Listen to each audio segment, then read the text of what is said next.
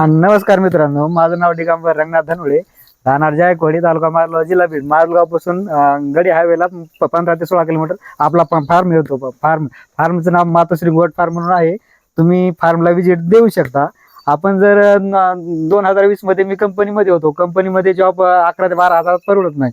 आणि हे जर आपण शेळीपालन सुरुवात केलं, शेळीपालन हा असा वाढत जाणारा व्यवसाय आहे की त्याला झिरो मेंटेनन्स खर्च नाही, काय नाही. सुरुवात जर करायची असेल तुम्ही एक शेळीपासून सुरुवात करू शकता.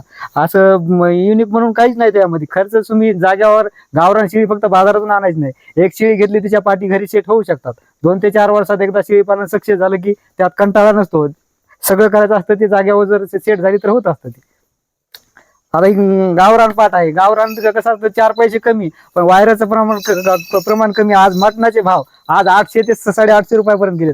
जसं गावरानला मार्केट आहे तसं इतर व्हरायटीला मार्केट नाही. बिटलची आज जर कानाची लेंथ बघितली तर शेतकरी तिला घ्यायला तयार नसतो. बिटलची किंमत 60,000 रुपये आणि ही पाट आज 10,000 रुपयाला कुणी बी घेऊ शकतं. सरासरी आज मला आज जर लोक आज म्हणून तेवढे पैसे द्यायला तयार आहेत. गावरानची क्वालिटी बघा या पाटीची कशी. ही पाट 5.5 ते 6 महिन्याची.